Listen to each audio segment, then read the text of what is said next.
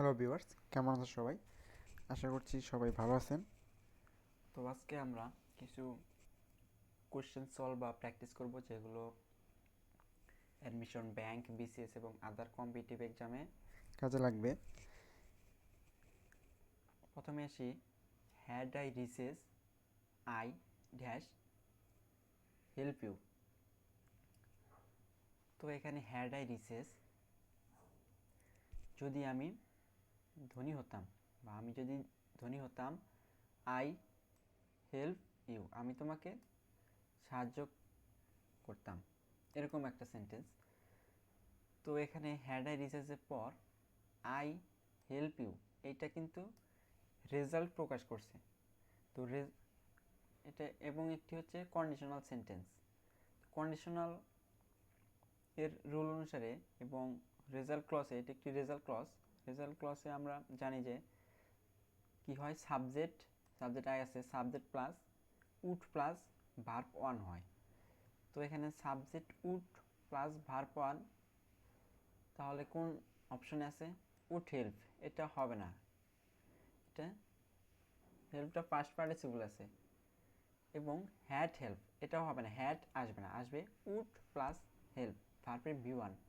তারপর will help, এটাও হবে না। তো বি নাম্বারে আছে আই উড প্লাস ভার্বের ভি ওয়ান, হেল্পের V one help, I would help.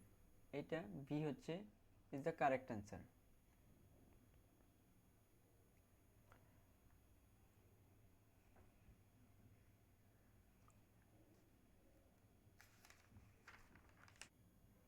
Participle participle কোনটি? ওয়ারের past participle up as soon as dash.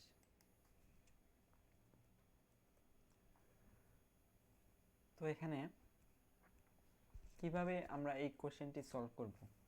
এখানে অ্যাজ সুন অ্যাজ রয়েছে, অ্যাজ সুনের পূর্বের ক্লজটি কি রয়েছে? পূর্বের ক্লজটি হচ্ছে আই শ্যাল ইউ আপ, এটি হচ্ছে ফিউচার টেন্স। ফিউচার টেন্স হলে পরের ক্লজটি অবশ্যই প্রেজেন্ট ইনডিফিনিট টেন্সে হবে। অর্থাৎ অ্যাজ সুন অ্যাজের পূর্বের ক্লজটি যদি ফিউচার টেন্স হয়, তাহলে পরের ক্লজটি ফিউচার ইনডিফিনিট টেন্সে হবে। এখন ফিউচার অ্যাজ সুন অ্যাজের পর ফিউচার ইনডিফিনিট টেন্স কোনটি আছে? আই শ্যাল অ্যারাইভ, শ্যাল থাকার কারণে এটা প্রেজেন্ট ইনডিফিনিট না। তারপর I shall be arriving C, এটাও না। আই ডিতে আই উইল রয়েছে, থাকার কারণে এটাও প্রেজেন্ট ইনডিফিনিট নয়। তাই অপশন বি হচ্ছে আই অ্যারাইভ, এটা প্রেজেন্ট ইনডিফিনিট টেন্সে রয়েছে, অর্থাৎ option B is correct. Option B arrive, I arrive is correct. I shall ring you up as soon as. 3 number কোশ্চেনটা হচ্ছে পাস্ট পার্টিসিপল অফ ওয়ার, অর্থাৎ ওয়ারের পাস্ট পার্টিসিপল কোনটি? ওয়ার অর্থ হচ্ছে পরিধান করা, এবং ওয়ারের পাস্ট পার্টিসিপল পাস্ট ফর্ম হচ্ছে ওয়ার, ওর এবং অন। ওয়ার, ওর, অন। তো এখানে অন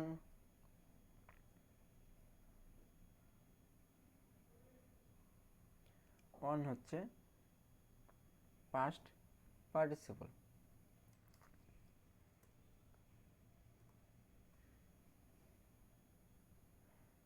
তাই ওয়ার্ড হবে না, এ বি সি কোনটাই হবে না, অন রয়েছে অপশন ডিতে, তাই option D is correct. War, or, on. We had dash applicants this year then we had last year. সেখানে হচ্ছে বাংলাটি এরকম হবে, আমাদের গত বছরের তুলনায় এ বছর কম আবেদনকারী ছিল।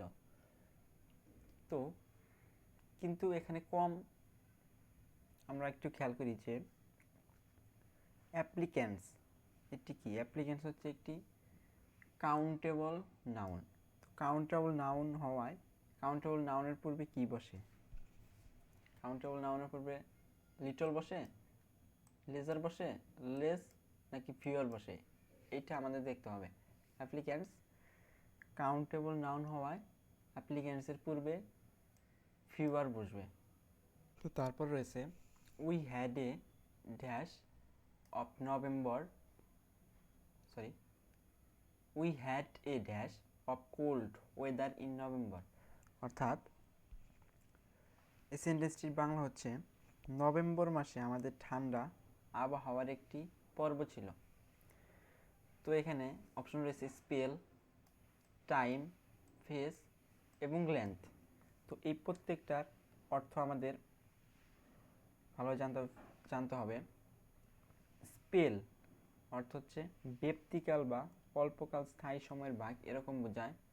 টাইম সময়, ফেজ ধাপ বা পর্যায় এবং লেন্থ অর্থ হচ্ছে দৈর্ঘ্য।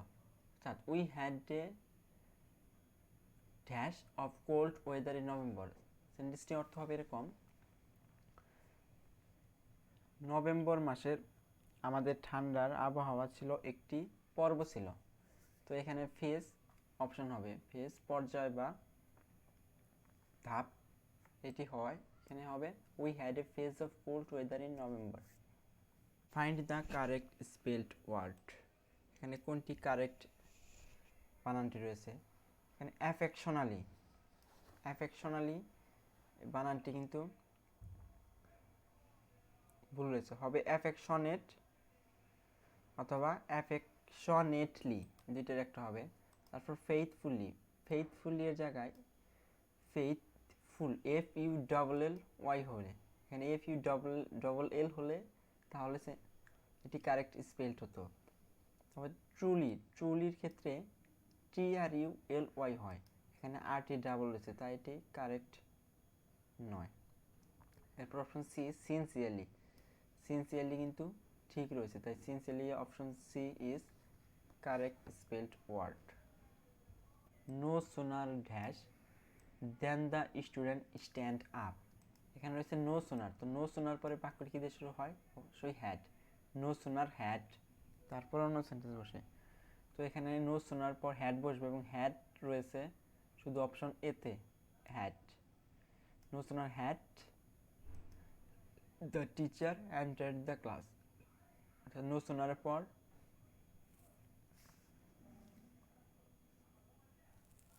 হ্যাড বসবে, তাই অপশন এ ইজ কারেক্ট। এরপর the test consist dash 40 question. এখানে কনসিস্টের পর কোন প্রিপোজিশনটা বসবে? কনসিস্টের পর এখানে the test consist of 40 question, অর্থাৎ কনসিস্ট অফ গঠিত হওয়া, আমরা জানি কনসিস্ট অফ গঠিত হওয়া। কনসিস্টের পর এখানে অফ বসবে, the test consist of 40 question. তারপর অ্যান্টোনিম অফ অ্যাপ্লিকেবল, অর্থাৎ অ্যাপ্লিকেবলের অ্যান্টোনিম কি? এখানে অ্যাপ্লিকেবল অর্থ হচ্ছে প্রয়োগযোগ্য বা যথার্থ এরকম। আবার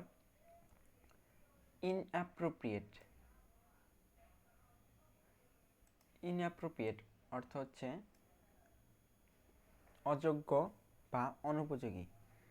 তো অ্যাপ্লিকেবল হচ্ছে প্রয়োগযোগ্য বা যথার্থ এরকম বোঝায়। আবার ইনঅ্যাপ্রোপ্রিয়েট যার অর্থ হচ্ছে অযোগ্য বা অনুপযোগী।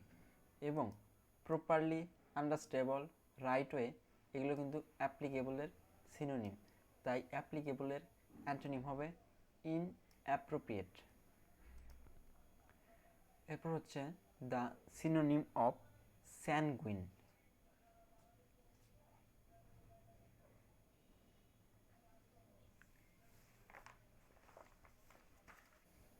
স্যানগুইন অর্থ হচ্ছে আশাবাদী বা ইতিবাচক, এবং অপটিমিস্টিক অর্থ কিন্তু এরকম আশাবাদী বা ইতিবাচক এরকম বোঝায়। বাট রেস্টলেস, হোপলেস এবং ব্লাডি এগুলো কিন্তু স্যানগুইনের বিপরীত শব্দ বা অ্যান্টোনিম বোঝায়, তাই স্যানগুইনের সিনোনিম বা সমার্থক শব্দ হচ্ছে অপটিমিস্টিক্স। তো আজকের এই ভিডিওটি বা এই কোশ্চেন সলভগুলো এ পর্যন্তই। আপনারা যদি আরও কোশ্চেন সলভ বা কোশ্চেন আরও প্র্যাকটিস করতে চান তাহলে কমেন্ট বক্সে অবশ্যই জানাবেন। এবং ধন্যবাদ সবাইকে ভিডিওটি দেখার জন্য। চ্যানেলটি অবশ্যই সাবস্ক্রাইব করে পাশে থাকবেন। ধন্যবাদ সবাইকে।